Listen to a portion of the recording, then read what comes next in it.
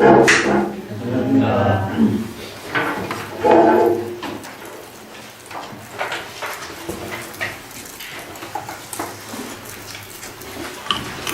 35쪽부터죠. 예, 한번 읽어볼까요? 문을.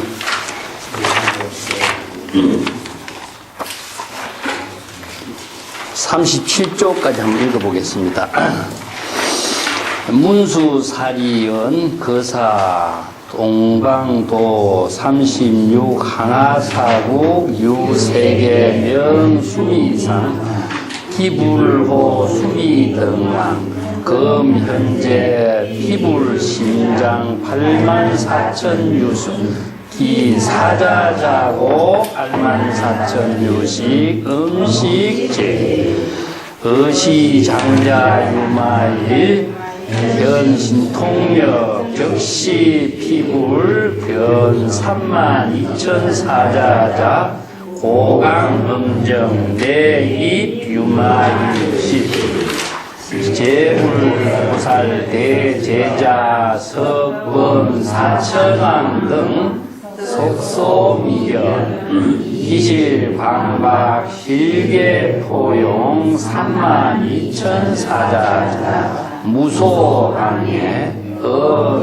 어리아리성급 연부제 사천하 역불박책 실견여고 이시유마일 어문수사리 취사자자 여제보살 상인구자 당자 입신 여피자상 기덕신통보살 적자변형 위42,000유순 사자나자 대신신발이 보살급 대제자 개불능성 이시유마일 어사리불 치사자자 사리자문 거사차고 오불능성 유마일은 유사이불 위수미등왕열의 장례내가 덕자 어시신발이 보살급 대제자 저기 수미등왕열의 장례 댕덕자 사자 그 뒷장도 보겠습니다. 사리불은 의사 미정유양 여시소실내 용수 차오왕기자 어야이성 무소왕해 우어연부제 취락성업 덕사천하 제천왕 비신신력 역불학체 고까지 보겠습니다. 여기서부터 불가사의 해탈 세계를 이제 설명을 쭉 설하고 있는데, 어떻게 들어보면은, 야, 이건 뭐 신비스러운 세계를 이야기하는가 보다, 이렇게 들릴 수가 있어요. 그거 이제 여기서부터, 화엄경뿐만 아니라 유마경 같은 데도 불가사의에 한 깨달음의 경지, 재불의 세계에 대한 설명을 비유법으로 지금 설하고 있는 겁니다. 자, 35쪽에 볼게요. 자, 문수사리가 말했습니다. 문수사리가 거사에게 말했어요. 거사여, 이제 유마거사에게 동방으로 36억 항하사 나라를 지나면은 수미상이라고 하는 하나의 세계가 있는데, 수미상이라는 세계가 있는데, 그곳에 수미상이라는 세계에 수미등왕이라고 하는 부처님이 지금 현재도 계신다. 현재 계신다는 것은 현재 설법하고 있다는 이야기입니다. 현재 있다라고 하는 말은 부처가 현재 있다라고 하는 말은 부처가 설법하고 있다라고 하는 사실이지, 부처님이 대상으로 모양으로 존재한다는 말이 아니에요. 그렇기 때문에 현재 설법하고 있다라고 이야기하는 겁니다. 그 수미상이라고 하는 부처님의 나라에 수미등왕불에 현재 설법이 있다. 그런데 그 부처님의 그 신장은 84,000 유순. 유순이라는 것은 이제 그 인도에서 크기를 그 하는 비유인데, 이제 뭐 엄청나게 크다라고 이해하시면 됩니다. 큰 몸을 지니고 있다. 그리고 그 사자자라고 하는 것은 부처님이 설법하고 있는 법자를 말하고 있죠. 법자의 높이가 또 84,000 유순이나 되고, 그 법자가 또 잘 장엄이 되어 있다. 제1장엄이라는 것은 그 비교할 수 없도록 잘 장엄되어 있다. 그래서 우리가 극락세계가 7보로 장엄됐다든가 이런 말 쓰죠. 근데 부처의 세계는 30 이상으로 장엄될 뿐만 아니라 7보로 장엄됐다라고 하는 것은 완전한 그 깨달음의 세계를 장엄이란 말로 표현해요.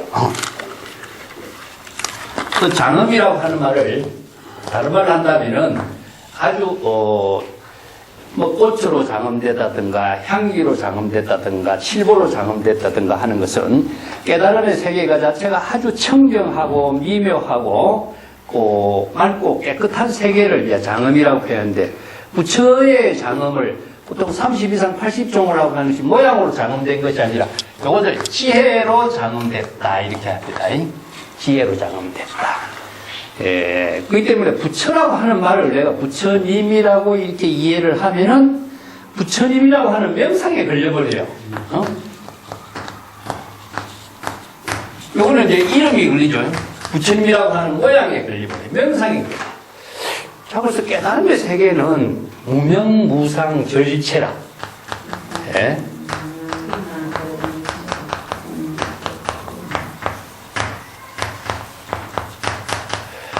요 법성에 나오죠, 그죠?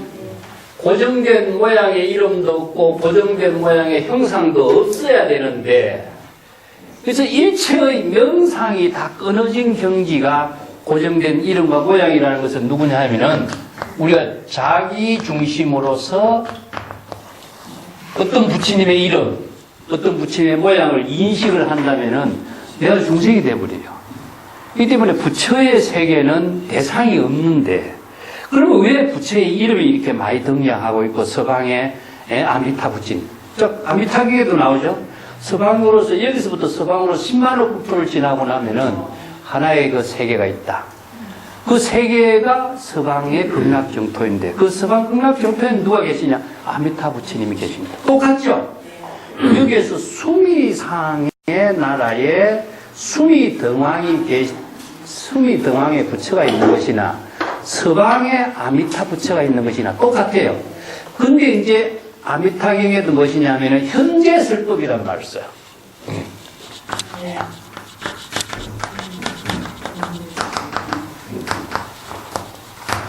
그 현재 설법이라고 하는 말이 뭘까?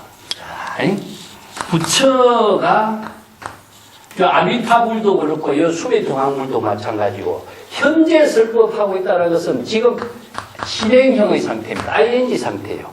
이게 부처라고 하는 것은 모양으로서 존재하는 부처가 아니라 항상 지금 현재 설법을 하고 있는 것이 부처예요. 설법을 할 때 무엇이냐? 바로 부처가 되는 것이지, 설법을 하지 않을 때는 부처라고 할 수 없어요.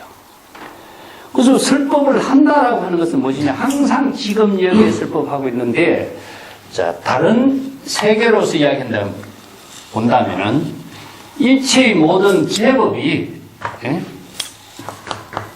자연의 모든 존재가 여법하게 작용하는 것 자체가 바로 설법인 겁니다. 이걸 이제 무정설법이라고 해요.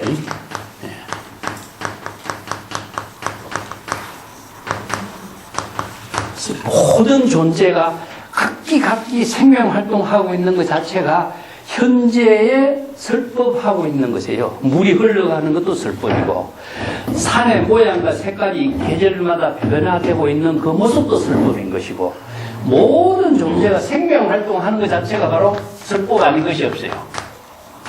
그래서 모든 존재가 여법하게 생명활동하고 있으니 여법하게 생명활동하는 것 자체를 설법이라고 한다. 그렇기 때문에 우리가 물건이라든가 동물이라든가 식물이라든가 하는 것도 전부 다 하나의 부처로서 생명활동하고 있는 거죠. 이게 바로 제법 실상의 세계라고 합니다. 그런데 여기에서 그러면은 동쪽이라든가 서쪽이라든가 방향을 왜 생기느냐? 예? 동서라고 하는 것은 누가 정해놓은 거냐면은 자기를 중심으로 정해놨어요.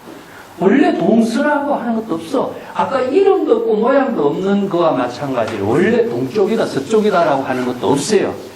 모든 것은 법계라고 하는 것은 하나에 텅 비어가지고 일체가 공의 세계라. 공의 세계이기 때문에 이것을 우리가 허공이라고 생각해 봅시다. 허공 그 가운데는 허공이 텅 비어 있는데 거기에다가 이름을 붙일 수도 없고 어떤 모양이다 어떤 부처다 동쪽이다 서쪽이다 정해놓을 수가 없어요. 이것이 정한 사람은 누구냐면 자기입니다. 그래서 왜 정해놓느냐 하면은 이것이 이제 언어나 문자라고 하는 것도 없는데 언어나 문자를 통해서 우리가 모든 존재와 함께 인연을 나누고 지혜를 나누고 인격을 나누고 바로 불법을 바르게 이해할 수 있도록 제시하고 있는 그 방편인 거죠. 그래서 우리가 지금 미역에서 경전에서 하고 있는 내용도 방편의 언어로서라는 겁니다. 그래서 뭐 동쪽에는 무엇이냐 수미등왕불이 있고 서쪽에서는 아미타불이 있고 그런데 이것은 방편으로서 인연으로서 비유법으로서 설명하고 있어요. 근데 언어 문자도 사실은 없지만 비유법으로 이것을 설하지 않고서는 우리가 깨달음의 세계를 이해할 수도 없고 그 세계를 우리가 깨달을 체득할 수 없기 때문에 비유법으로 이렇게 설명을 하고 있는 겁니다. 그런데 현재 설법은 무엇이냐 하면은 지금 부처는 항상 현재 설법을 하고 있어요. 현재 설법을 하지 않으면 부처라고 할 수 없는 거죠. 그렇기 때문에 우리가 부처님이라고 하는 말이 딱 고정되어 있으니까 아, 부처님은 어떤 대상으로서 존재하는 것이다 생각해버리는 거죠. 그것 때문에 우리가 불교 공부하는데 많은 스스로의 오해를 생겨버려요. 부처는 어떤 고정된 모습이 아니고 형상이 아니라 항상 바른 지혜로 작용하고 있는 것, 생명활동이라고 난 이야기하죠. 모든 존재가 항상 여법하고 여실하게 생명활동하고 있는 것 자체를 부처라고 한다. 자, 여기서 임시방편으로서 여기에 서동쪽 방향의 36억 항하사구. 항하사라고 하는 말은 36억 항하사라는 것은요, 겐지스강의 모래알을 항하사라고 하는데, 인도의 그 무한하게 많은 숫자의 비율을 이렇게 표현해. 무한, 무량, 무변 이런 표현을 쓰는데, 겐지스강에 가보면은요, 모래알이 너무나 보드랍습니다. 근데 모래알이 굵은 모래알이 아니야. 아무나 보드라운 모래알이야. 겐지스강 전체만 해도 어마어마하게 큰 강줄기인데 그 모래알이 얼마나. 근데 36 항하사, 36개, 그것도 하나가 아니라 겐지스강의 모래알만큼 많은 겐지스강의 모래의 나라를 비유법으로 금강경이 이야기하죠. 이것은 우리가 법계라고 하는 것을 이야기해요. 자, 불교를 전체적으로서는 법계로 표현합니다. 이 법계를 이해하지 않고서는 이제 불교의 스케일을 이해를 못하는데, 자, 이걸 이제 하나 그림을 그려볼게요. 법계의 표현이 무엇이냐? 공간적으로는 시간이고, 시간적으로는 3세예요. 시간이라는 공간은 무엇이냐? 동서남북 사유 상하가 들어가요. 그럴 때 이체를 말이에요. 이체. 이체를. 이체적인 공간을 이야기합니다. 평면적인 공간이 아니에요. 그러면 3세라고 하는 것은 과거, 현재, 미래예요. 그렇기 때문에 시간과 공간을 통하지 시간, 공간이 모두가 포용된 것이 이 법계인데, 자, 이 법계를 바로 허공에다가 비유하는 겁니다. 허공 속에 우리가 불교에서 이야기하고 있는 허공은 우리의 진여 법계를 말하거든요. 진여 법계는 허공과 같은 거죠. 그래서 이제 이렇게 원론상으로 표현해요. 그럼 여기에 태양도 있고, 달도 있고, 지구도 있고, 수없이 많은 여기에 별들이 있죠. 근데 이것을 법계 안에 모든 것이 다 들어있는데 이것을, 자, 여기서 달, 해, 지구, 뭐 수없이 많은 별나라의 세계까지 우리가 생각을 한다면 스케일이 어마어마한 거죠. 이런 법계 속에 있는 모든 존재를 불교에서는 일심 속에 다 포용시킵니다. 그래서 일심의 법계 속에 이것이 다 들어있어요. 그 때문에 우리가 공간적으로나 시간적으로나 우리가 여기서 과거, 현재, 미래 시간을 이야기했는데 일념적 무량급의 시간이 우리의 일심 속에 다 들어와 있고 공간적으로 항하사의 뭐 세계가 한물이 멀리 있고 많고 할지라도 이것이 다 우리 일심의 작용 속에 다 들어있어요. 그래서 법계가 일심의 작용 속에 이루어지고 있는 세계를 비유로 한 겁니다. 자, 여기에서 동서남북이라든가 서쪽에 아미타불이라든가 동쪽에 수미등왕불이라든가 이런 부처를 등장시키는 것은 이 법계의 스케일을 무대로 해서 일심의 작용 속에 이루어지는 그 세계를 다양한 부포, 다양한 부처, 수없이 많은 부처의 세계가 있고 수없이 많은 깨달음의 세계가 이루어지는 것을 비유로 지금 제시하고 있는 것인데 이 법계 안의 모든 존재는 무엇이냐? 자체 현조예요. 자체가 스스로가 생명활동을 통해서 빛을 발휘하고 있다 이거죠.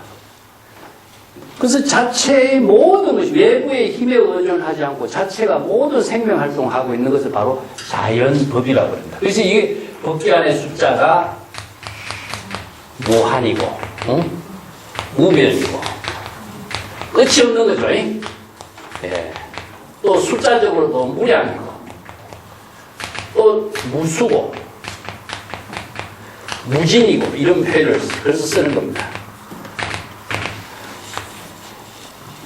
이 세계를 인간이 우리가 생각을 행해서 이것을 어떻게 다 숫자적으로 계산하고 이해하고 그 한계를 이해할 수 없는 세계죠. 이것이 바로 법계 속에 이루어지고 있는 세계를 불가사의한 진여법계, 깨달음의 세계, 부처의 세계, 부처의 지혜작용의 세계라고 표현해요. 그래서 여기서는 이제 동방이다, 아니면은 서방이 아미타불이다. 이거 자체를 비유법으로 이야기하는데, 본래는 동서남북도 없습니다. 부처의 이름이라든가 모양도 없어요.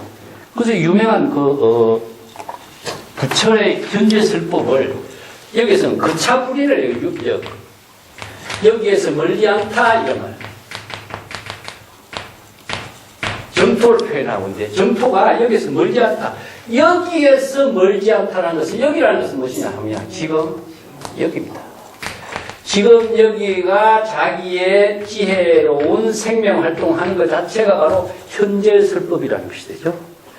이제 부처를 멀리 구하면 안 된다. 항상 지금 여기에서 자신이 진여의 지혜로운 생명 그 자체가 부처인 것이다. 그 유명한 개송이 이제, 우리가 이제 나홍선사 개송으로 잘 알려진 것이 있죠. 이거 개송부터 이해를 하고 합시다.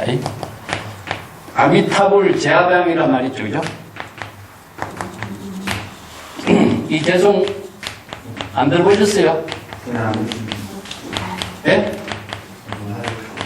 전에 했죠? 착덕신루 절망망.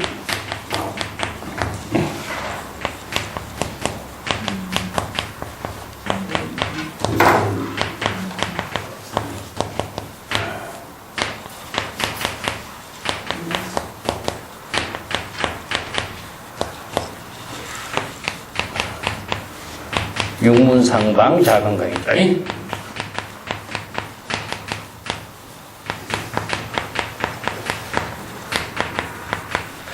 자, 우리가 지금 아미타불 하지만 아미타불 어디 있느냐? 서방 10만원 국토를 지나서 아미타불 치님이 계신다. 아니면 동방에 수비등왕분이 계신다. 동쪽 서쪽이라고 하는 방향을 잡아놓고 우리가 서방 아미타불만 추구한다면 아미타불이 실제로 존재하는 아미타불이 되는 거 아니냐? 그렇지만 아미타불이 어디 있느냐? 한 문제라고요. 자기의 마음 속에서 아미타불을 망각하지 마라. 아미타불의 지혜가 작용하는 것, 아미타불을 자각하는 것이 아미타불이고, 아미타불의 지혜를 작용하는 것이 아미타불이지, 아미타불을 대상으로 추구하지 마라. 이 말이거든요. 그래서 일념에서 바로 무념점, 일체 번뇌 망념이 없는 그 경지가 바로 아미타불이 그 경지다. 그래서 아미타불이 대상으로 존재하는 것이 아니라 자기의 마음의 지혜의 작용으로 이루어지거든요. 그래서 법계 가운데 태양은 무엇이냐? 바로 아미타불입니다. 이 법계를 두루 비추는 광명의 주체가 바로 아미타불인데, 자신이 바로 법계의 중심의 지혜를 쓸 수 있는 그 능력을 갖춘 자가 바로 아미타불이고, 대상으로 아미타불을 추구한다면 자신이 영원히 중생에서 벗어나지 못하는 거예요. 그래서 육문, 안일이설신이 우리 일체의 감각 속에 작용하고 있는 육근, 육식의 작용이 그대로 지혜 광명의 빛이 이루어지도록 하는 것. 이게 아미타불인 것이지, 아미타불을 대상으로 추구하지 마라. 이제 서방의 10만원 국토회를 지나서 정토에 아미타불 스님이 계신다. 그걸 추구하면은 영원히 10만원 국토라고 하는 장소를 지나서 서방의 정토의 세계에 아미타불이 있다고 생각한다면은 대상으로 추구하는 것밖에 안 되죠. 이때 여기서도 동방의 수미상의 나라의 수미등왕불이, 이건 비유법입니다. 서가모니 부처님이나 수없이 많은 부처가 등장하더라도 우리가 수없이 많은 허공에 별이 등장하는 것처럼 그것을 가상으로 임시 방편으로 이름을 붙이고 또 모양으로서 그러한 세계를 설명하는 것이지, 실제로 그 세계가 있다라고 한다면 그 세계에 집착하게 하는 것밖에 안 돼. 그래서 금강경을 항상 반야바라밀은 방편으로 반야바라밀이라고 하는 것이지, 반야바라밀이라는 것 없다. 실체로 존재하는 반야바라밀이 없고 실체로 존재하는 부처도 없어요. 그렇기 때문에 모든 것은 가상으로 임시 방편으로 이름을 붙인 것일 뿐이다. 이렇게 이해를 하고 여기에 서방의 아미타불이나 동강의 36 항하사 나라를 지나서 하나의 세계 수미상이라고 하는 세계가 있는데, 그 수미상의 세계에 부처님이 한 분 계시는데 부처님의 이름을 수미등왕이라고 한다. 그런데 금현재 설법, 지금 현재의 설법을 하고 있기 때문에 부처인 겁니다. 그 어떤 모양으로 형태로 존재하고 있는 부처가 아니다. 서방의 아미타불도 현재 설법 하고 있기 때문에 아미타불이다. 그 아미타 부처님의 신장은 84,000유순이고, 그 설법하고 있는 자리, 법자가 사자자죠. 사자자의 높이가 또 84,000유순이니 또 지혜로 잘 장엄되어서 최상에 장엄된 법자이다. 그래서 84,000유순이라고 하는 것은 크기를 말하는데요. 부처의 크기라든가 신장이라든가 이런 것을 신체적으로 표현한 것은 무엇이냐 하면은 법계와 하나된 모습이에요. 그래서 이제 항상 진여의 지혜를 이루는 것은, 자주 내가 썼습니다마는, 진여 법신은, 부처는 진여 법신이니까 바로 현재 설법하고 있는 부처의 법신입니다. 부처를 법신이라고 하는데, 설법을 하고 있기 때문에 부처인 것이고, 설법을 하고 있기 때문에 바로 지혜하고 작용하는 것이기 때문에 진여 법신이라고 그래요. 법신은 바로 이 법계와 하나된 모습이다. 이걸 불이라고 합니다. 자, 법계와 하나된 경지의 몸이라고 해서 이제 법신이라든가 모신이라든가 화신이라는 말을 쓰는데, 부처의 몸은, 부처의 지혜에 작용하는 몸은 대상이 없는 거예요. 대상이 없다라고 하는 것은 전체와 법계와 하나 됐다라고 하는 것을 이걸 만법 이래라고 이야기합니다. 선에서는 만법과 하나 된 경지를 말해요. 그렇기 때문에 부처의 몸은 크기를 위해서 비유법을 했지만은 뭐 84,000유순이란다. 이것은 어마어마하게 크다. 84,000이란 말이요, 무궁무진하게 많다는 이야기도 되고 무궁무진하게 크다는 이야기도 돼요. 하나 된 모습이기 때문에 이거 비유법으로서 그냥 큰 몸, 이걸 설에서는 대신이라고 해요. 대신, 큰 몸이라고 해요. 아니면 우주 법계와 하나 된 몸이라고 해서 통신이라는 말을 써요. 아니면 또 전신이라는 이런 말을 씁니다. 그래서 법신의 몸이라고 하는 것은 형상의 몸이 아니기 때문에 큰 몸이다. 84,000 유순이나 되는 큰 몸이다 하면은 법계와 하나 된 몸, 불의의 몸을 이렇게 표현하는 거예요. 이것을 우리가 형상의 부처의 몸이라든가 형상의 부처의 세계, 형상의 부처의 이름, 이걸 추구하게 되면은 내가 중생이 되었고 형상의 존재를 대상으로 추구하는 것밖에 안 돼요.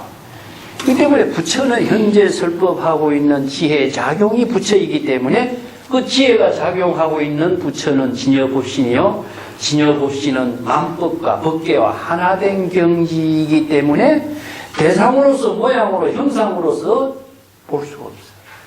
그렇기 때문에 이것을 표현상으로 큰 몸이라고 이야기해요. 그래서 84,000 유순이다. 84,000이라는 것은 크다는 뜻이고 많다는 뜻이지 그것이 어느 정도가 된다라고 하는 말은 아니에요. 이 때문에 큰 몸 최고 대신 이런 표현을 써요. 그래서 법계와 하나된 불의의 작용으로 이루어지고 있는 몸이다. 지혜의 몸이란 뜻이지 형상의 몸이란 뜻이 아닙니다. 그래서 법신은 지혜의 몸입니다. 그리고 사자자, 법신이 설법하고 있기 때문에 여기서 사자자라고 하는 것은 부처의 설법한 법상을 이야기하고 있지만은 그것이 어떤데 형상으로서 여기서 표현 비유법을 했지만은 그대로 다 법신이 바로 사자자가 되는 거죠. 그렇기 때문에 법신의 크기와 사자자의 크기가 같을 수밖에 없어요. 법계와 하나 된 몸이죠. 예. 그리고 지혜로 장엄되어 있다. 최상의 지혜로 잘 장엄된 모습이다. 이게 비유법을 하는 겁니다. 그래서 설법에 우리가 경전을 이야기할 때 이제 제가 세 가지로 이야기하죠. 비유법입니다.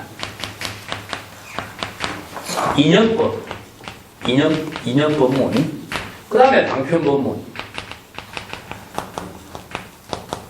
근데 이게 세 가지를 활용하는 것은요, 언어와 문자로서 부득이하게 이해를 하고 이해를 할 수 있도록 임시 방편의 언어와 문자로 설명하는 것이에요. 그렇기 때문에 이 비유법과 인연법과 방편법문은 실체가 없습니다. 실체가 있다고 여기에서 비유한 내용이라든가 인연, 과거 전생에 수없이 수행을 해서 부처의 몸을 잃었다. 과거의 이야기, 인연의 이야기가 실제의 이야기로 그대로 받아들인다면 어떻게 되느냐? 형상과 모양과 실제가 존재하는 존재밖에 안 됩니다. 그래서 부처의 지혜로 이루어지고 있는 그 부처의 세계를 비유의 법문으로, 방편 법문으로 설하고 있다. 이걸 잘못 이해한다면 경전이 너무나 거왕되게 들려요. 그래서 이 언어나 방편 법문이 다 비유법을 통해서 이렇게 설법을 하고 있다. 이해를 하셔야 됩니다. 자, 그 밑에 어시의 장자 유마이, 자, 몸을 신통력을 나누어서, 이 신통력이라고 하니까 형상으로 나타는 신통력이처럼 이야기하는데도 그것도 신통은 지혜 작용입니다. 신통력. 그래서 6가지 신통력은 전부 다 지혜로 작용하는 것을 신통력이라고 하지, 몸으로서 신통을 낮추는 것, 요술쟁이, 마술쟁이처럼 맡는 것이 신통이 아닙니다. 신이라고 하는 말은 마음을 말해요.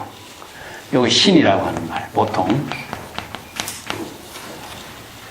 정신이라고 할 때 이 신자를 쓰죠. 그래서 신통은 무엇이냐? 마음으로 지혜 작용을 통해 나타내는 것. 이게 신통이에요. 이걸 육체적인 모습으로 신통이라고 이해하면 됩니다.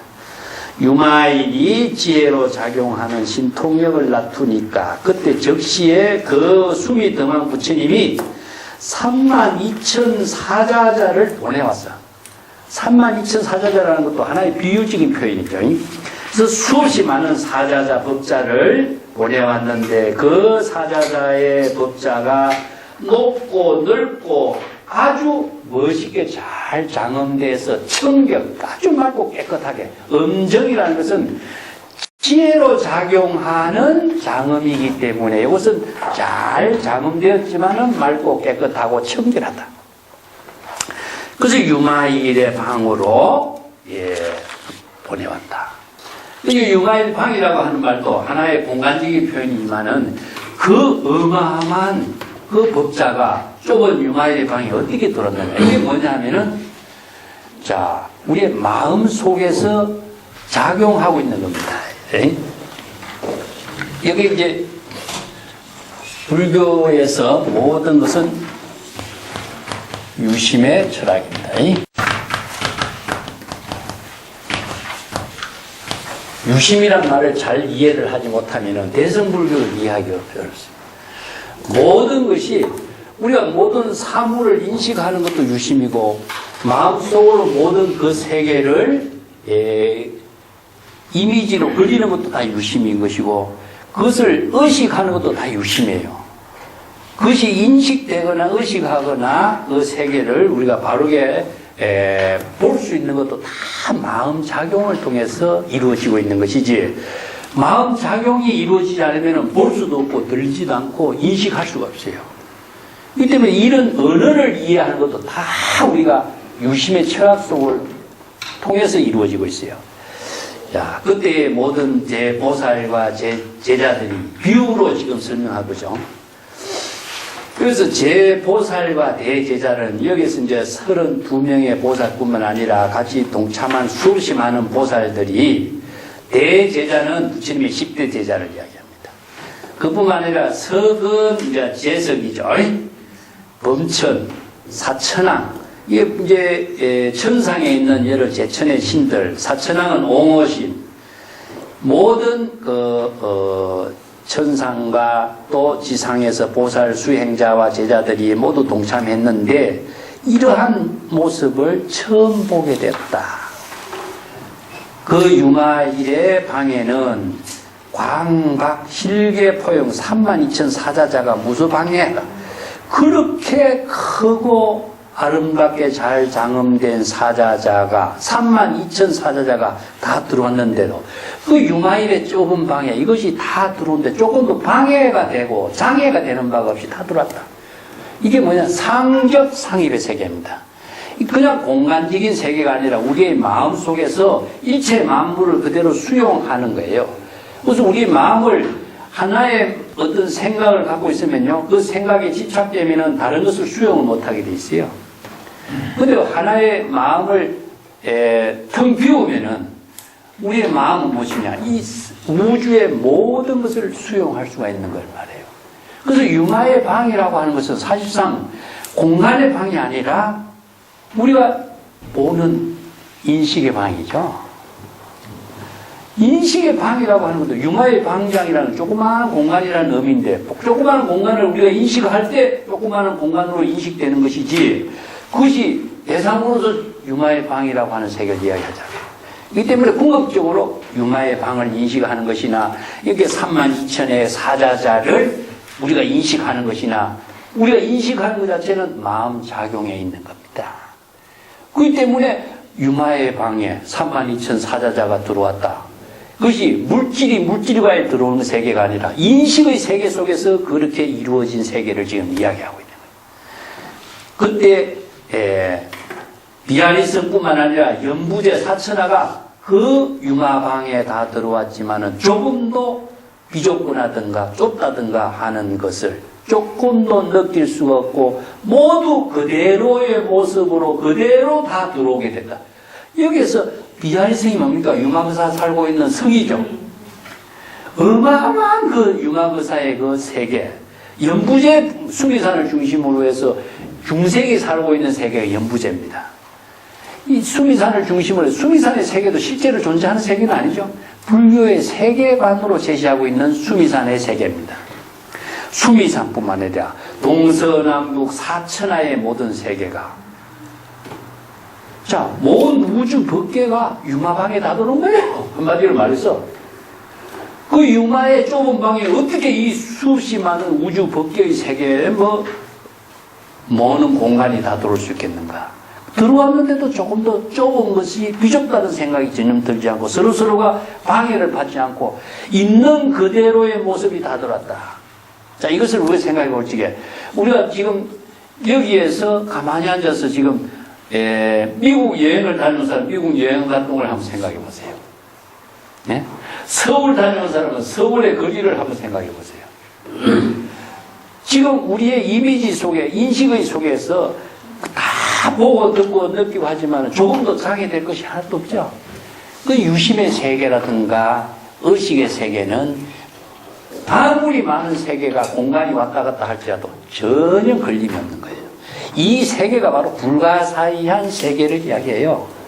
우리가 의식의 세계, 인식의 세계 속에 이루어지고 있는 이 세계를 지금 비유법으로 지금 이렇게 설명하고 있는 겁니다. 자, 그때 융하일이 문수사리에게 얘기했습니다. 그 사자자에 아울러 앉으세요. 이런 거예요. 취사자자. 당신 여기에 부처님의 설법대의 사자자에 앉으세요. 그리고서 모든 그 보살들과 상인이라는 것도 보살 말이에요. 보살들입니다. 이게 옛날에 그 보살들을, 대보살을 상인이라 그랬습니다. 그래서 이제 출가한 스님들을 상인이라는 말을 붙여요. 중국에서는 어느 스님이라는 이름 붙이지 않고, 이제 어떤 분이 누구에게, 어느 스님에게 편지를 할 적에 어느 상인에게 이렇게 씁니다. 이것은 뭐냐면 대사란 말이랑 똑같아요.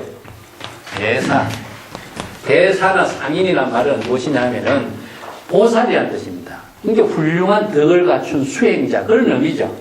그래서 이제 훌륭한 덕을 갖춘 대보살들이 모두 다 그 사자자의 자리에 앉게 되었어요. 그리고 각자 스스로 입신, 자기의 몸을, 입신이라는 것은요, 바로 법신을 구족하는 거죠. 우리가 신체적인 몸을 세우는 것이 아니라 법신의 경지를 이루어서 저 좌상과 같이, 즉 수미등왕불의 모습이 사자자에 앉아있는 모습과 같이 하죠. 이게 부처에 설법하고 있는 모습과 같이 하라 이거죠. 법 입신 출세란 말이 하죠. 그죠? 그건 뭐냐면은 바로 수행자가 사자자에 오르면은 사자자에서 설법하는 그 경지에 법신, 진여 법신의 경지를 이루도록 하세요. 그래서 입신이란 말 씁니다. 그래서 이제 입신이란 말은 보통 이제 여기의 언어를 근거로 해서 중국에서는요, 입신 덕보라든가 입신 출가라든가 뭐 아니면은 과거에 합격한 사람도 입신이란 말을 하죠. 부처의 경지를 이루는 사람도 입신이라고 해요. 그래서 자기 스스로 독자적인 깨달음의 지혜, 진여 법신의 경지를 이루도록 하고 저 법상에 앉아있는 부처님의 모습과 같이 되도록 하라. 즉 뭐냐? 부리의 경지를 이루어라 이겁니다. 그 사자자에 앉은 자리는 부처의 경지에서 설법하는 자리이기 때문에 부처의 지혜를 구족하는 경지를 이루어라. 그런 의미로서 이제 법신의 경지를 이루도록 하라. 그때의 신통을 체득한 보살은 스스로의 자기의 몸을 바꾸어서 그 법신의 경지를 이루어서, 여기서 몸을 바꾼다라고 하는 것은요, 보살이 수행한 자를 수행하지만 여기서 바로 입신의 경지를 이룬다면 깨달음의 경지를 이루어서 42,000 유선이 되게 해갖고 사자자에 자기의 몸을 크게 만드는 것이 뭐죠? 바로 법신의 경지를 이루도록 한 거죠. 그래서 법신과 불의의 경지의 지혜를 구족한 그 몸이 되어야 42,000 유순 크기의 몸이 됐고 바로 그 사자자에 앉을 수가 있게 된 거죠. 그러나 신바리보살과 그 대제자들은 개불능성이요. 신바리보살은요, 보살 가운데도 이제 처음 발심한 사람은 신바리보살이에요. 이게 발심을 했지만은 아직까지 그 지혜를 부족하지 못한 이런 보살을 신바리보살이라고 합니다. 이제 처음 발심한 보살과 대제자는 성문영각이죠. 부처님의 대제자는 여기서 성문영각입니다. 이승의 수행자죠. 이승의 수행자들은 모두 사자자에 오를 수가 없었다. 왜 못 올랐을까? 요걸 이야기하고자 하는 것인데, 법신의 지혜를 구족해야 되는데 법신의 지혜를 구족하지 못했다. 그래서 이승의 수행자는요, 신근이 없다 그랬죠. 열애의 종자를 확립하지 못했다. 열애종이 없다고 우리가 지난번에 유마경 공부하면서 배웠습니다. 자, 신바리보살하고 이승의 수행자를 말합니다. 여기서는 대제자들인데 대제자들을 하고 이제 처음 신바리보살은 처음 발심한 보살이라는 뜻이죠. 이거는 대성의 부처가 되는 종자가 아직까지 없다. 자, 이런 표현을 쓰죠. 그래서 이성의 수행자는 패종이다. 대성의 열애가 될 수 있는 종자를 확립하지 못하고 있다. 자, 이것이 이제 여기에서 대성의 보살들과 10대 제자 성문영각과 초가리보살과의 차이점인데, 입신을 이루었을 적에는 진여법신 부처의 경지 지혜를 이뤘기 때문에 그 사자자에 오를 수가 있는데, 입신을 이루지 못해, 즉 진여법신의 경지를 이루지 못했기 때문에 사자자에 오르지 못했다. 왜 그렇을까? 이 문제가 이제 여기에서 소성의 법과 대성의 보살의 지혜의 법과의 차이를 이야기하고 있는 겁니다. 법화경에도 보면요, 8세 용녀가 변성남자 돼서 성불했다는 이야기 나오죠? 여기 이제 변성이라든가, 여기서 변신이라든가, 자변형이라든가, 자변신이란 말은 같은 의미인데, 이건 무슨 뜻이냐 하면요, 이성의 수행자는 아직까지 대성의 법문을 수용하지 못해요. 변신, 아니면은 변성 남자, 이런 말 쓰죠.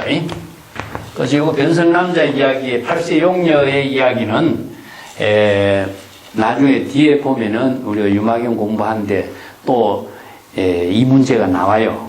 천녀하고 또 사리불하고 대화가 나오는데, 거기에서 자세히 이야기하겠지만은, 왜 8세 용녀가 남자의 몸을 바꾸어서 바로 성불하고 수기를 받게 됐느냐 하면요, 여기서 바로 발신 수행을 통해서입니다. 이 변신이라고 하는 것 자체는 무엇이냐 하면은, 아직까지 성문영각이라든가 범부의 몸에서 발심을 하지 않아요. 대성의 불법에 대해서 발심을 하게 될 때에 바로 정각을 이루게 되는 거죠. 자, 초가리보살은 아직까지 대성 불법에 대한 확신의 힘을 발심을 하지 못해요. 이성의 수행자도 마찬가지. 왜냐? 자기가 바로 아라한의 경지를 이루었다라고 하는 그 정상만이 있기 때문에 대성의 발심을 못하는 거예요. 그래서 진여법신을 이루지 못해. 그래서 그 사자자에 오르지 못한다. 이런 말, 그래서 하는 겁니다. 그 밑에도 한번 보겠습니다. 이때 유마일이 사리불에게도 이야기했어요. 왜 사리불, 10대 제자 가운데 뛰어난 지혜를 갖춘 사람이 사자자에 왜 나아가세요? 이 사자 법상에 오르세요. 하니까 사리불이, 그사여 이 법자는 너무나 높고 넓어서 나는 오를 수가 없습니다. 이렇게 이야기해요. 이 법자가 84,000 유선의 크기라 그랬죠? 이렇게 너무나 자기가 볼 적에 이 법자는 높고 넓고 크기 때문에 오를 수가 없다. 사리불이 이 법자를 어떻게 봅니까? 대상으로 보죠. 이 법자를 대상으로 보고 있기 때문에 오를 수가 없는 거죠. 자신이 중생심이 돼 있어. 자, 법자는 자신이 바로 진여법신의 경지가 되면은 법자에 당장 오르게 되는데, 법자를 자기가 대상으로 보고 있기 때문에 자신이 바로 중생의 입장이기 때문에 오를 수가 없는 거죠. 그래서 이 한마디가, 이 법자가 너무나 높고 넓어서 나는 도저히 오를 수가 없습니다. 유마일이 말해요. 유마일은 사리불이여 수미등왕열애에게 장례 내가 넉자로다. 수미등왕열애에게 장례 인사를 올리면은 바로 그 법자에 오를 수가 있습니다. 그래서 수미등왕열애에게 인사를 올린다라고 하는 것은 귀하는 겁니다. 귀. 수미등왕열애에게 귀의를 해서 수미등왕열애에게 법문을 받고 수미등왕열애에 발신 수행을 하게 되면은 법자에 오를 수가 있습니다. 이 이야기입니다.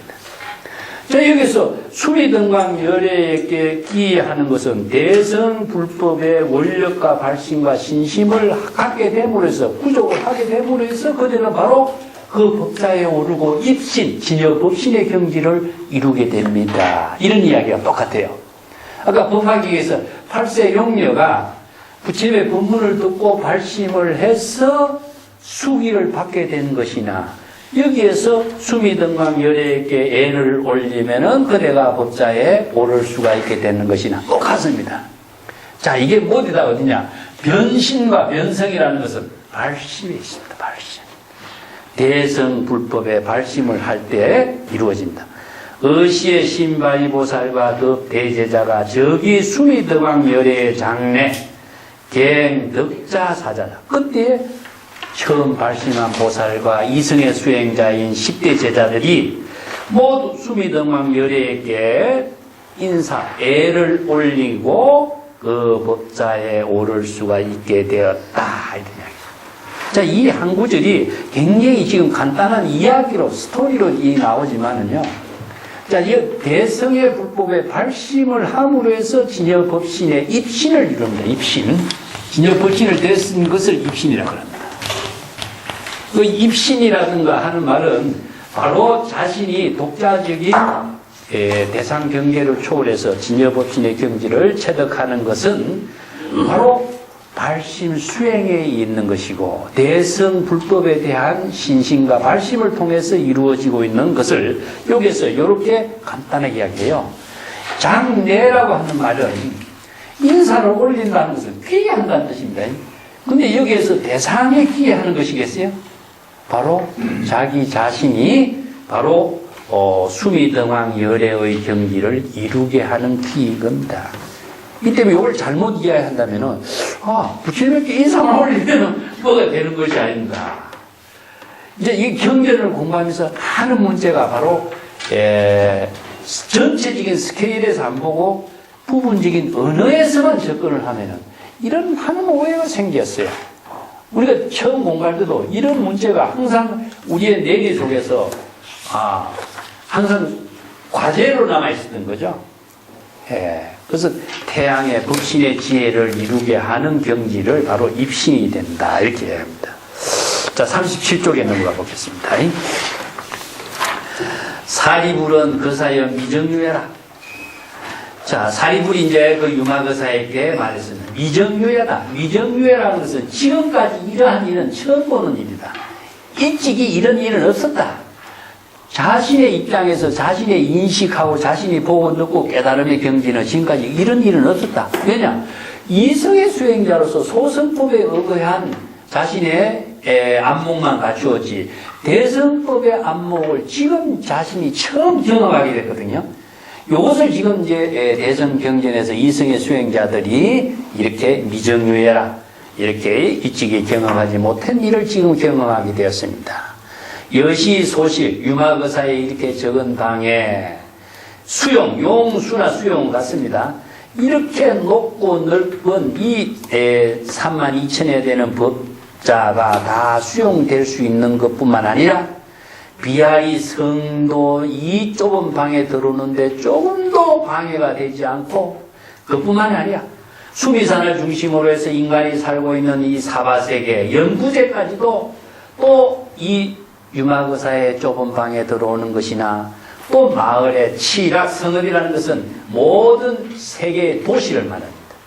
수없이 많은 마을이라든가 부락이라든가 성이라든가 그 모든 도시가 다 들어오고 그뿐만이 아니라 수미산을 중심으로서 사천하의 세계가 다 들어오고 또 34천의 제천뿐만 아니라 용왕, 귀신 궁전까지도 모두 다 이 유마거사의 좁은 방에 들어오는데 조금도 비좁게 느껴지지 않고 있는 것은 정말 불가사의한 일입니다. 이것은 이제 우리가 마음이 일체의 모든 것을 수용하는데 자신의 마음이 비우게 되면 모든 것을 다 포용하게 되는 것을 말해요. 그것을 이제 유마거사의 방이라고 하는 것 자체는 하나의 공간적인 비유지만은 우리가 그 공간적인 세계나 모든 법계의 세계나 우리들의 마음이 인식을 한과 동시에 모든 것이 다 그 세계가 수용되는 것이지 마음이 생각하고 인식하지 않고 느끼지 않는다면 그 세계는 수용되는 건 아니거든요. 그것을 지금 마음 작용의 비유를 이야기하고 있습니다. 이게 이제 구체적으로 이제 불가사의 해탈의 경지로 이 본문을 이야기해요. 이 부분이 유마경에서 사실상 굉장히 한 어려운 한 분야인데 같이 한번 보겠습니다. 요 문제도 한 원문을 같이 읽어볼게요. 불가사의 해탈의 세계가 두 가지로 지금 여기서 설명을 하고 있습니다. 하나는 공간적인 해탈의 세계, 하나는 시간적인 해탈의 세계인데, 오늘 40쪽까지 한번 볼게요. 자, 37페이지부터 보겠습니다. 유마일은 유사이불, 재불보살, 유해탈면 불가사이, 약보살, 주시해탈자, 이수미지고강, 내계자중 무소정가, 수미산왕 본상여고, 이사천하 도이제천 불각부지 이지소이, 유문보자 내견수미 입계자중 심형 불가사의 해탈금물. 자, 38쪽에 이사대주 입일모공 불료거용 원타 수성지소 이피계해 본성여고 제용기신 아수라 등 불각부지 기지소이 어차중생 영무소요 우사이불주 불가사이 해탈보살 안치삼천세계 여보가륜 착우장숭 적바하나사 세계지에 기중중생 불각부지 기지소아 우부한치본처 도부사이 우왕매상 2차 세계 본상여고 우사리불 호유중생 낙구주세 이가도자 보살 적연 7일 이일거 영피중생 이지일거 호유중생 불료구주 이가도자 보살 적촉 일거 이치 명피중생 이지칠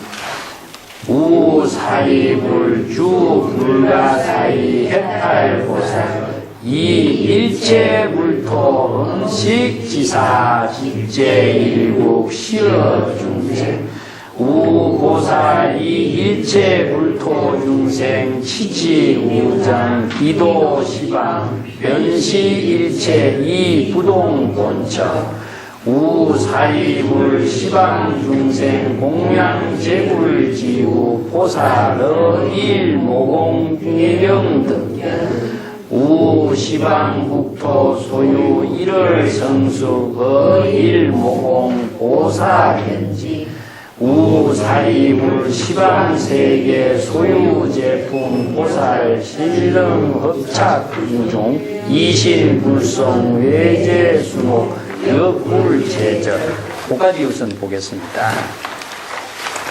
여기 이제 유마경의 부사이품이라고 해서 불가사의 해탈의 세계. 이 불가사이라고 하는 말은요, 사이와 불가사이 두 가지로 이해를 하시면 됩니다. 예. 자, 사이, 불가사이는 진여법신의 지혜가 작용하고 있는 것. 요거는 사이는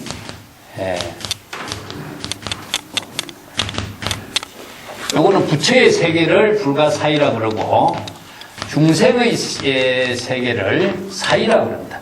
사이는 사량 분별하는 것.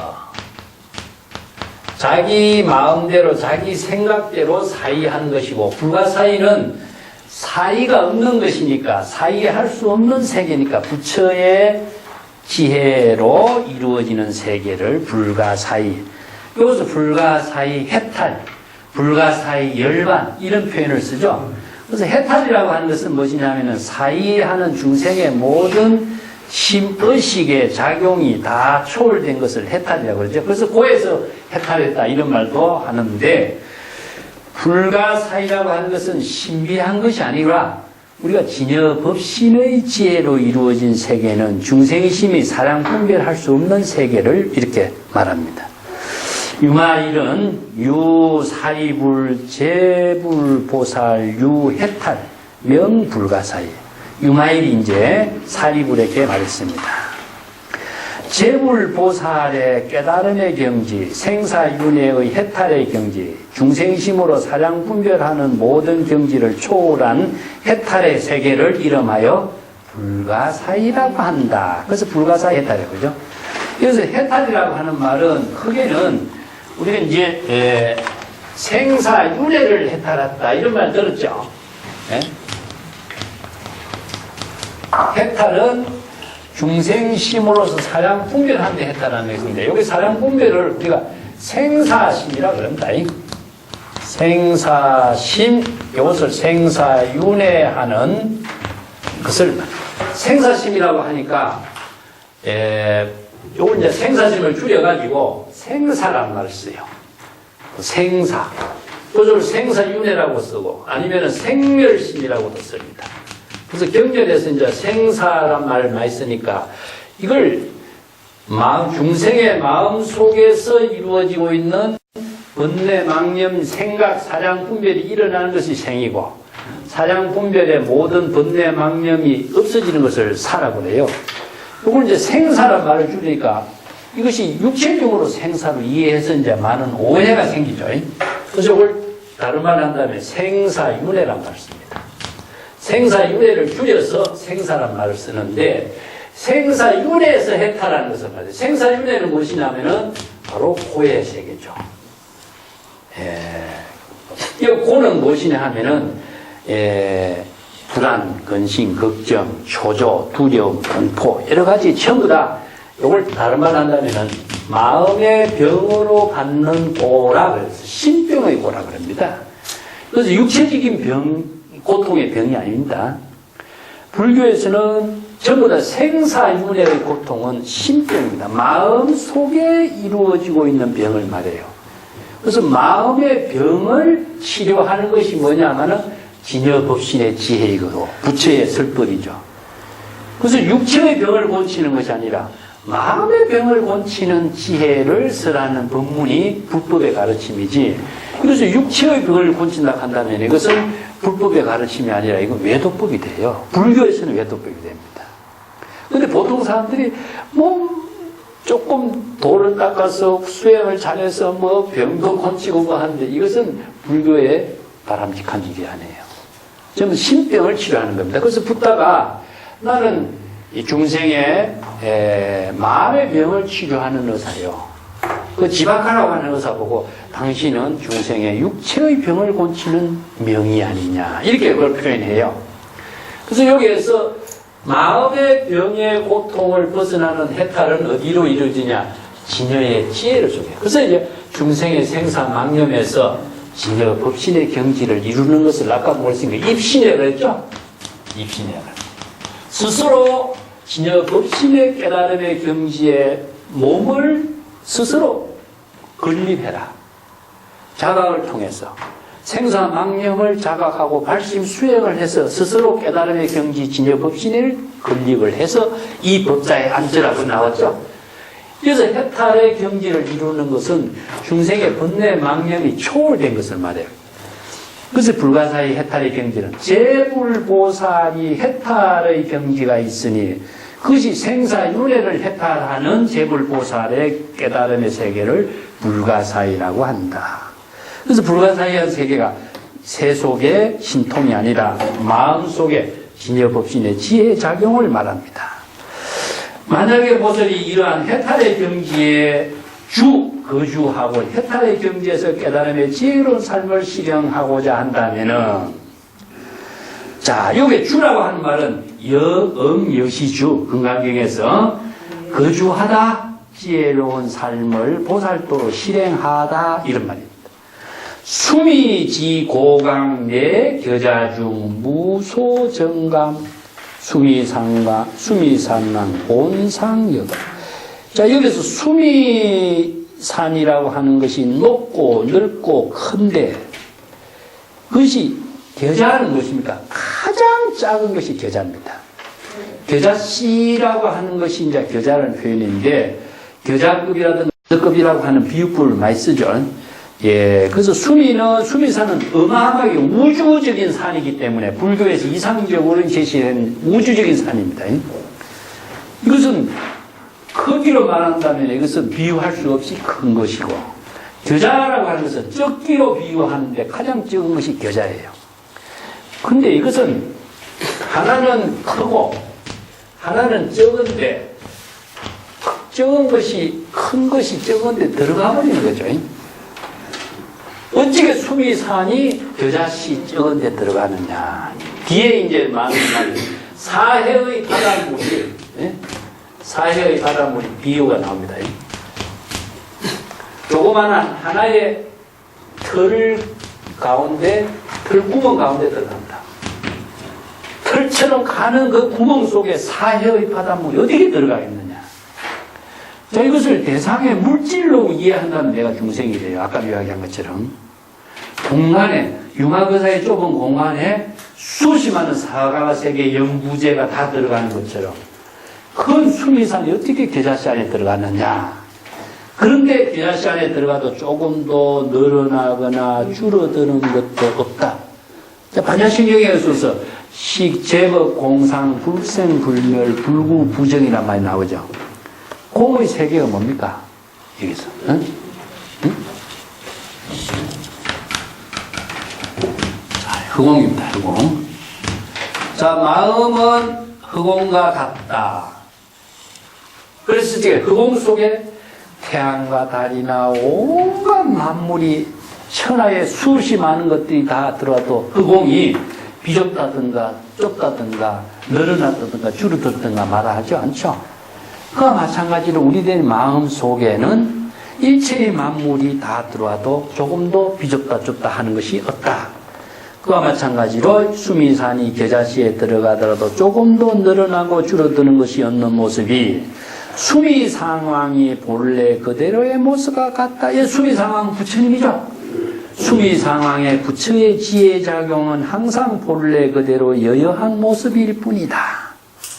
그래서 부처의 모습이 변하는 건 없는 것처럼 모든 지혜작용 속에 일체 수미산이 겨자씨에 들어가는 것 같은 지혜가 작용하는 것이 부처의 지혜작용이라. 이게 불가사의한 해탈의 세계다.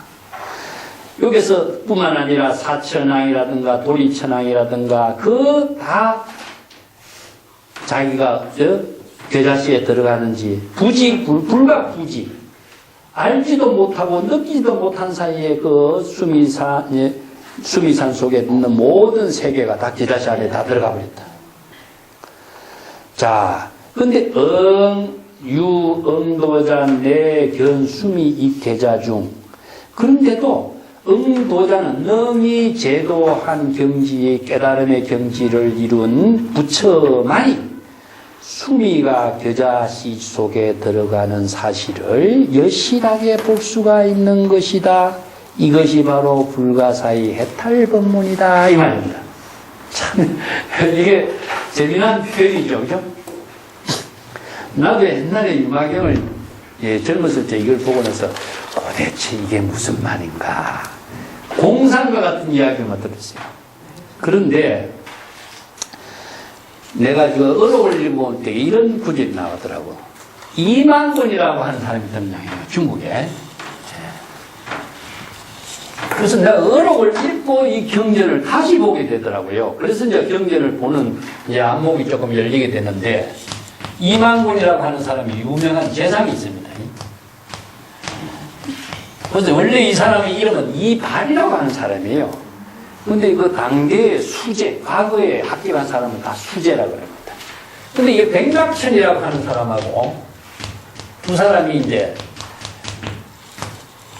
불법 공부를 했어요. 이 백락천은 불교에 굉장히 뛰어난 안목을 갖춘 사람이에요. 당대의 그 낭송시대의 그 유명한 명사들은 불교 공부를 안 한 사람이 없어요. 굉장히 불교 철학에 깊이 공부한 사람입니다. 이 두 사람이 누굴 찾아갔냐면은, 희종지상선사를 찾아갑니다. 희종지상선사라고 한 사람은 마조의 제자인데, 유명한 사람이죠. 그래서 이망군이라는 사람이 책을 망군이나 읽어서 천하의 수재 명제로 알려져 있는 사람이죠. 근데 이 유화경을 읽고 막힌 것이, 요 구절이 막힌 거예요. 내가 책을 망군을 읽어서 모든 고전이라든가 모든 철학 서적을 내 나름대로 이해하지 못한 것이 없는데 이 구절은 이해가 안 되더라.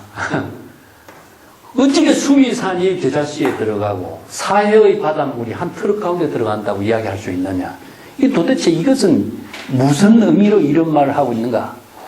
그러니까 이망군이라는 사람에게 기장선사가 뭐라 하면 당신은 책을 망군이나 읽었다는데 그 망군이라는 책은 다 어디로 갔어? 그래. 방문을 하는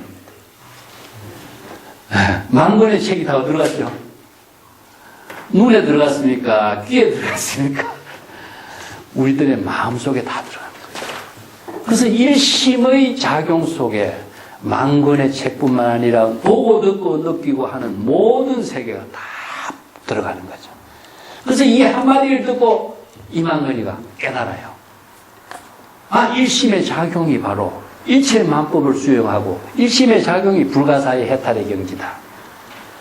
그래서 이게 일심의 작용 속에서는 포용하지 않는 것이 또 없고 내버리는 것도 없고 여여한 그대로가 바로 일체의 모든 것이 다 흑공이 일체 만물을 수용하는 것과 똑같은 세계라.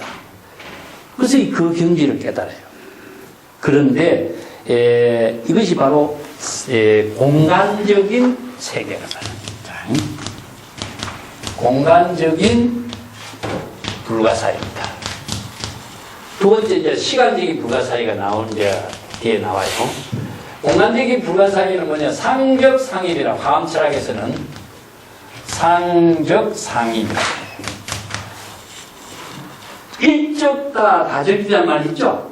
하나가 많고 많은 것과 하나가 많은 것과 관계가 분리의 작용으로 이루어지고 있어요. 이걸 이제 상적상입이라고 하는데 물질이 여기에서는 이제 수미산이 계자시에 들어가는 거죠.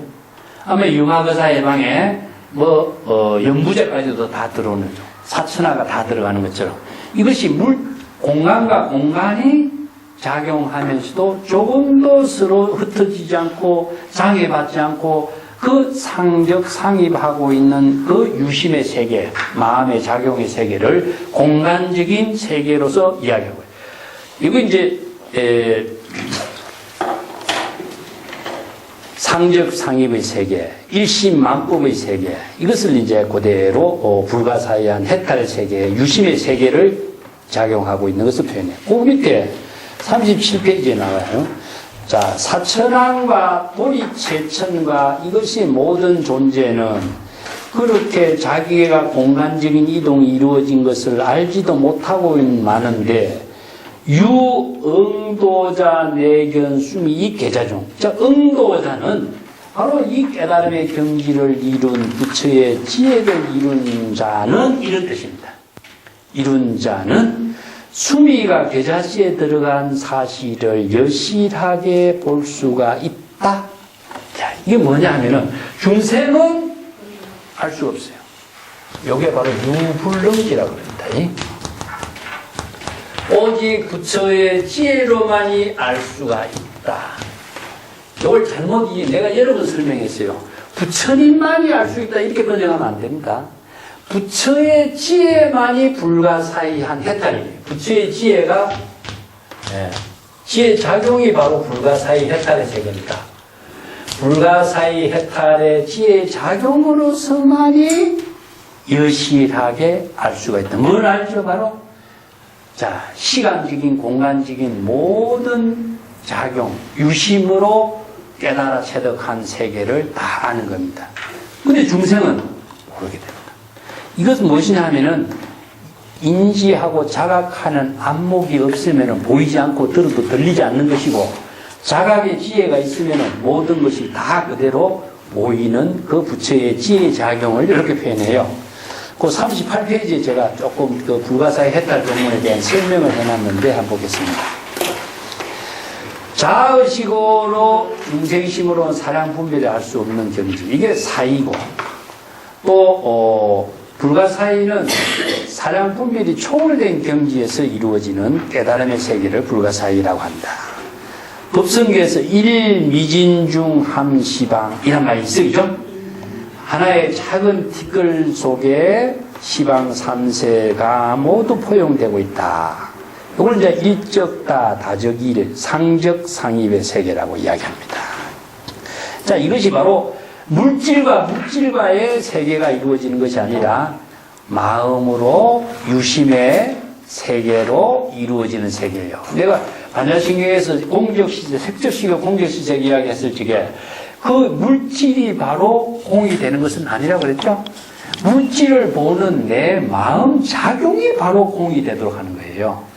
물질을 보는 그 마음의 대상 경계를 비우는 것이 공이지 물질을 비우는 것이 공이 아니죠. 이게 바로 유심입니다.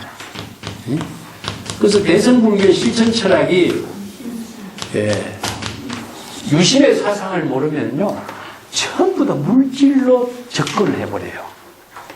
대상 경계로 접근하니까 경전의 구조를 유심의 실천으로 접근하지 않고 이해하지 않고 대상 경계로 다 부처나 모양이나 형상이나 물질로 가버리니까 중생심에서 벗어나지 못하는 문제가 나와요. 모든 것은 명상도 없고 형상도 없고 대상이 없어야 돼. 그걸 바로 불가사의 해탈세계라고 한다. 그래서 만법, 만물을 일심의 작용 속에 모두 수용하고 있는 것을 바로 불가사의 해탈의 경계다. 이렇게 이야기합니다. 자, 38쪽 밑에 볼게요. 또 하나의 그 비유가 나옵니다. 이 4대 해수가 입일모공하니 불효, 어별, 원타, 수성지속이 이피대해 본성여고요. 식용, 귀신, 아수라 등 불가부지의 이지소입니다. 어차중생 영무소요다. 여기 하나의 비유는 무엇이냐면은 사해, 수미산을 중심으로 한 사해입니다.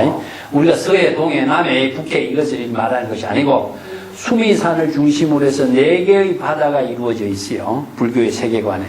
그 수미산을 중심으로 한 4개의 바다가 우주적인 바다예요. 크기가.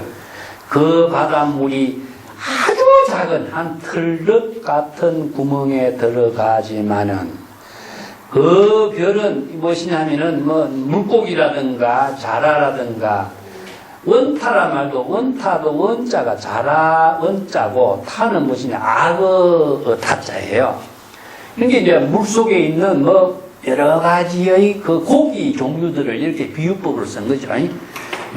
바다 속에 있는 그 물고기라든가 자라라든가 악어라든가 이런 모든 물 속에 살고 있는 모든 동물들이 그 바다 가운데 있는 그대로 조금도 변함없고 바뀜없이 그대로 다 한 트럭 가운데 다 들어간다. 이게 바다 그 자체가 그대로 조금도 변화된 것 없이 들어가고 있다. 그런데 그 바다 속에 살고 있는 모든 용왕 귀신이라든가 아수라 등은 자신이 그 한 트럭 가운데 들어간 사실을 알지 못하고 있다. 그 이중생은 또 모든 어지럽다든가 뭐 자기가 이 공간 속에 들어가고 옮겨가려고 하는 것에 대해도 어지럽다든가 변화가 있다든가 요란스러움이라든가 이런 것도 전혀 느끼지 못하고 있다. 이런 이제 표현을 하는 것이 불가사의 해탈의 세계가 공간적인 상적 상입의 세계를 이야기하고 있습니다. 자, 그 뒷장에 넘어가 볼게요. 만법길 일기아치란 말이 선에서 나오죠. 이것은 뭐 일체의 만법은 다 일심, 자신의 마음으로서 다 귀결되는 것을 말해요. 아무리 만물이 있을지라도 자신의 마음으로 보고 듣고 자각하고 인식하지 않으면 그것은 자기와는 전혀 관계없는 세계가 돼요. 그렇지만 자신의 만법을 수용하는 것은 자신이 그것을 다 대상으로 보는 것이 아니라 자신의 마음의 작용, 인식 속에서 수용하게 되는 것을 말하고 그 39페이지 요의 부분에 대해서 내가 했는데 과학자들이 우리가 지구가 세계 속에서 자체 자전과 공전을 하고 있는 세계가 1초에 36km 움직인다고 그래요. 근데 우리 못 느끼죠. 이것은 현재 그렇게 이루어지고 있는데도 우리는 못 느끼고 있는 것은 왜 그럴까? 그런 상태로 우리가 지금 익숙되어 있어 그렇답니다. 그것이 바로 우리들의 생활 속에, 몸 속에 배어져 있기 때문에 그것과 움직이고 자전 공조 속에 작용하고 있는 자신과 자신의 몸과 하나가 되어 있기 때문에 그것이 인식하지 않는 세계를 말한다는 거죠. 그것이 바로 이제 무심의 세계다. 이처럼 우리가 모든 만법을 자신이 그대로 수용하고 자신의 지혜로 작용할 때는 바로 깨달음의 세계가 이루어지고 그것을 대상으로 보고 있을 때는 항상 대상 경계에 속각된 중생으로 살고 있는 거죠. 자, 부처를 구하는 것도 부처를 대상으로, 모든 깨달음의 극락경토를 구하는 것도 극락경토를 대상으로 추구하는 사람은 영원히 중생심으로 대상 경계만을 추구하고 쫓다가 시간을 다 생사윤회하는 망념 속에 자신의 삶을 살게 되는 거죠. 근데 정법이라고 하는 의미가 여기 있죠. 그래서 항상 우리가 진여법이라든가 정법이라고 하는 것은 생사윤회의 신병을 치료하고 생사윤회의 마음의 고통을 스스로 극복하게 하는 지혜를 이루도록 해야 되는데 그것을 바로 경전을 정법으로 공부하지 않으면 경전을 공부하면서도 경전의 어느 문자 대상 경계의 속박에서 대상 경계를 추구하는 중생에서 벗어나지 못하는 거랑 또 마찬가지죠. 네. 자, 39쪽에 한번 더 보겠습니다. 우사리불이여 주 불가사의 해탈보살은 단치 삼천대천세계 여도가준 차 우장 중에서 척과 항아사 세계지회의 기중 중생이 불가부지의 이지소주 소왕이라. 우부 한치 본처의 도부사이 유왕래상이요 이차 세계 본상여고다. 또 다른 비유법을 해놨어요.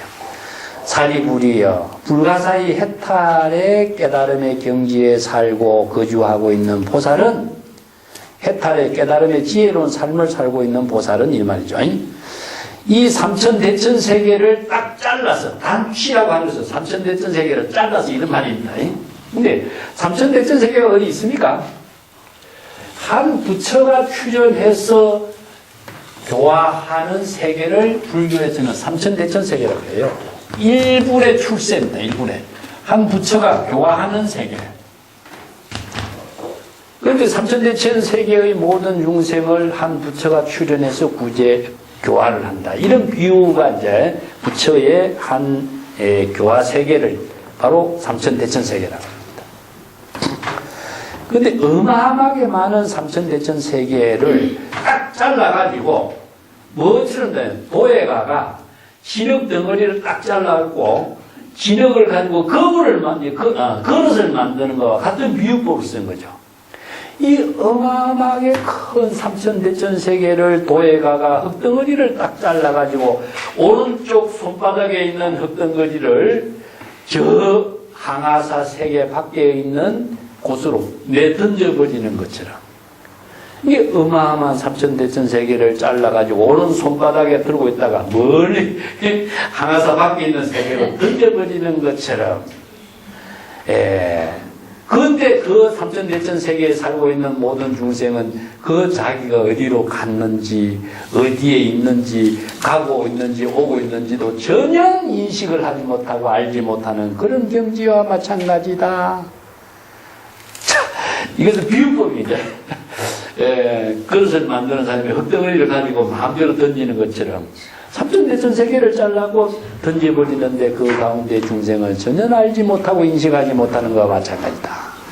그리고 또 본래의 상태로 도로 그대로 갖다 놓아도 사람들은 서로 왔다 갔다 어디에 내가 왔다 갔다 했다는 그런 의식이 전혀 없다. 그뿐만 아니라 이 세계가 본래 그대로의 모습 그대로 똑같은 상태가 유지되고 있는 것이다. 자, 이처럼 우리의 마음속에서 수없이 많은 세계를 공간적으로 이동을 하고 바꾸고 마음대로 변화를 시켜도 이 세계는 조금 더 변화가 없는 것처럼 바로 우리들의 의식의 세계 속에 이루어지고 있는 것을 이렇게 표현하고 있습니다. 그 밑에는 이제 시간적인 불가사의한 세계를 이야기합니다. 그 밑에 39페이지 밑에도 한번 볼게요. 사리부리여 어떤 중생이 이 세계에 사바 세계에 오래 머물러 살고 싶고 한다면은 그 중생을 가도자 그 중생들을 제도하고자 하는 보살은 7일을 펼쳐서 한 급으로 살고 있다. 이게 이제 시간적인 변화죠. 7이라는 숫자하고 1급이라고 하는 그 시간은 무궁무진하게 긴 시간, 영원한 시간을 급이라고 합니다. 그래서 시간적으로 가장 짧은 시간을 불교에서는 찰나와 급으로 표현합니다. 예. 찰나는 1념을 말해요. 1념. 급은 무엇이냐 하면은 영원의 시간을 말하죠. 이것은 급이라고 하는 것은 뭐 교자급이라든가 반석급이라고 하는데 사방 40리가 되는 큰 성에 겨자씨를 가득 채워놔. 그래서 100년에 한 번씩 겨자씨 하나를 잡아내가지고 그 겨자씨가 다 없어지는 것을 한 급이라고 생각해. 1급이라고 그런다는 거예요. 이건 뭐 비유법으로도 상상할 수 없는 긴 시간을 이야기하거든요. 그래서 영원의 시간을 급이라고 그러고 가장 짧은 시간을 1년 찰나라고 표현합니다. 근데 7일이라고 하는 숫자를 1급으로 만들어서 그 중생들로 하여금 그 1급이라고 이야기를 방편으로 이야기해. 자, 당신은 7일간 사는 것이 1급의 시간을 살게 된 것이다. 이렇게 이제 방편으로 시간적인 불가사의한 세계를 이야기하고 있다. 그리고 어떤 중생은 이 세계에 오래 살고 싶지가 않다. 그런 사람에게는 보살이 1급이라고 하는 시간을 줄여가지고 7일이라고 하는 동안에 간다. 자, 그렇게 해서 그 중생들이 7일 동안의 보살도의 삶을 살게 된 것처럼 이야기하고 있다. 이런 것이 시간적인 불가사의한 세계를 이야기해요. 그럼 이런 시간이 어떻게 가능할까요? 제가 그 39페이지 위에 그 안에 해놨죠. 불교의 시간은 우리가 한 세 가지로 이야기할 수가 있어요. 하나는 자연의 시간입니다. 원래는요, 우리들의 깨달음의 지혜 작용 속에는 본래 열반이라든가 본래 해탈이라든가 이런 표현을 이제 본래 면목이라는 말을 쓰죠. 우리가 불교에서는 본래 면목의 지혜가 작용하고 있는 열반 해탈의 세계에는 본래는 근원을 이야기해요. 그 세계에는 시간도 없고 공간도 없고 어떤 이름이라든가 명상도 없습니다. 없어. 근데 왜 시간이라든가 공간이라든가 이름이라든가 모양이라든가 이런 말을 왜 방편의 언어로 제시하느냐? 이 방편의 언어가 아니면은 우리가 시간, 공간, 사람 이름과 모양을 통해서 이 세계의 문화적으로 서로 인간적인 교류나 모든 세계와의 관계 속에서 우리들의 삶을 만들어갈 수가 없어요. 그렇기 때문에 부득이 방편의 언어를 가지고 시간도 제시하고 공간도 제시하고 하는 거예요. 그러니까 과학이라고 하는 것도 사실상 이러한 방편의 언어를 통해서 또 모든 수학이라든가 물리적인 이런 연구를 통해서 다 이루어진 것이 우리가 과학적인 입장이라고 하는데 모든 것은 본래는 무엇이며 자연입니다. 자연. 본래는 자연의 입장이기 때문에 자연 그 자체 속에서는 아무것도 없어요. 다만 자연의 시간이라고 하는 것을 우리가 뭐라고 표현하냐면은 계절의 변화입니다. 또 생명 활동하고 있는 것을 바로 생명, 자연의 시간이라고. 그래서 생명의 시간을 자연의 시간이라고. 생명의 시간은 무엇이냐 하면은 시절 인연과 함께 생명 활동하고 있는 시간이에요. 뭐 풀이 자라고 나무가 자라고 우리들이 생명의 시간은 뭘까요? 백박이라고 할 수 있겠죠. 그죠?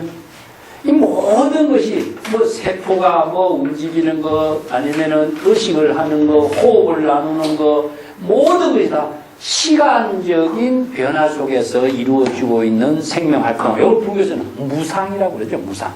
네. 모든 존재는 항상 그대로의 모습으로 이루어진 것이 아니라 끊임없이 변화되면서 작용하고 있는 세계다. 그래서 이제 시간과 공간 속에서 작용하고 있는 것을 생명활동이라고 하는데, 이걸 자연의 시간이라고 표현하죠. 근데 이 자연의 시간, 계절의 변화, 생명의 시간들을 측정한 것이 무엇이냐 하면은 이제 물리적인 시간이죠. 시간, 시계도 만들고 달력도 만들고 이런 시계고. 그런데 가장 중요한 것은 의식의 시간입니다. 의식의 시간. 자, 인식의 시간. 인식의 시간을 불교에서는 찰나와 급이라고 합니다. 가장 짧은 것은 찰나 시간. 가장 긴 시간은 급이라는 시간이에요. 그래서 이제 1년 즉시 무량급이 나와요. 자, 1년의 시간과 급의 시간은 같은 거예요. 어디에서 같으냐? 인식하는 세계 속에 이루어지기 때문에, 의식을 하는 시간 속에서 이루어지기 때문에 그 시계가, 그 시간이 존재하는 시간이 아니라 무상 속에서 이루어지고 있다. 실제로 시간은 존재하지 않습니다. 그래서 뭐 우리가 약속 시간이 있다든가 만날 시간이라든가 어디 가는 시간이라든가 이것은 물리적으로 측정하는 것을 이야기하는 것인데, 시간 그 자체는 존재하는 것은 아닙니다. 어떤 공간도 그럼 존재하냐? 공간도 존재하지 않아요. 근데 우리가 지금 살고 있는 세계가 공간이 왜 존재하지 않느냐 하겠지만, 그것은 무상 속에 작용하고 있는 공간, 무상 속에 존재하고 있는 시간이기 때문에 절대적인 공간과 절대적인 시간의 대상의 시간과 공간이 없는 겁니다. 그건 뭐냐? 변화 속에서 이루어지고 있는 시간 공간이기 때문에 그것을 대상의 시간 공간으로 본다는 것은 의미가 없다는 거죠. 그렇기 때문에 무상의 시간 속에 있는 거죠. 그래서 공간적인 불가사의의 세계라든가 시간적인 그 세계를 자신이 인식하고 자각할 때 그 시간과 공간이 자신의 생명의 시간으로서, 깨달음의 시간과 공간으로서 작용하는 것을 불교에서는 수연성이라고 해요. 수연성. 수연이란 말이 굉장히 중요합니다. 시절 인연인 겁니다. 시절 인연. 우리들의 삶의 존재 이유가 뭐냐 이렇게 묻는다면은, 존재 이유가 있습니까? 존재 이유라고 하는 것은 나름대로 자기가 생각한 대로 이유 갖다 붙이는 이유겠지만은, 생명이 존재하는 것은 존재 이유가 아니라 시절 인연과 함께 작용하는 것을 말해요. 그렇기 때문에 우리 시절 인연 속에 우리들의 생명에 나누는 것이 바로 불교의 인연법, 연기법인 것이고, 그것을 바로 상무보리 하와중생 보살도라는 것이지, 그 시절 인연을 함께 하지 못하면 우리들은 삶의 모든 것을 잃어버리게 되죠. 그래서 이걸 시절 인연에 함께 하는 것을 수처자큐란 말, 그래서 쓰는 겁니다.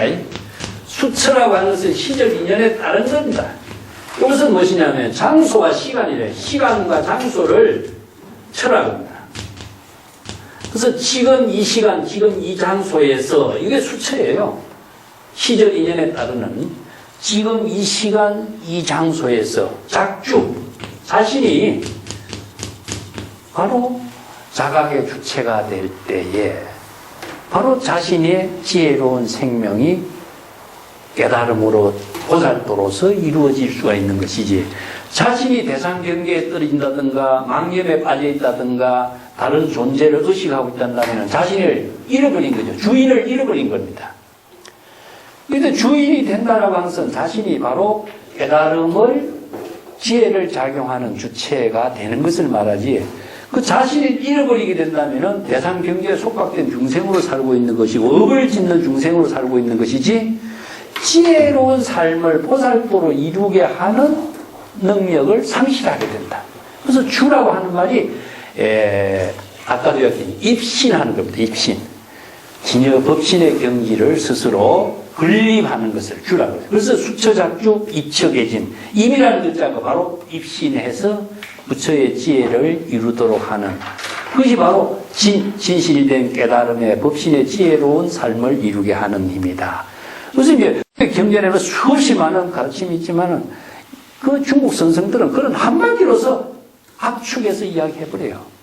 이 때문에 그 한마디 글귀를 잘 사유함으로 해서 이런 경전의 법문도 거기에 연결시켜서 사유를 해보면은 바로 한마디 법문 속에서 만법이 그대로 다 귀결되는 그런 법문을 이제 우리 배울 수가 있죠.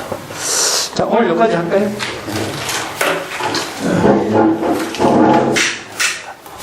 감사합니다.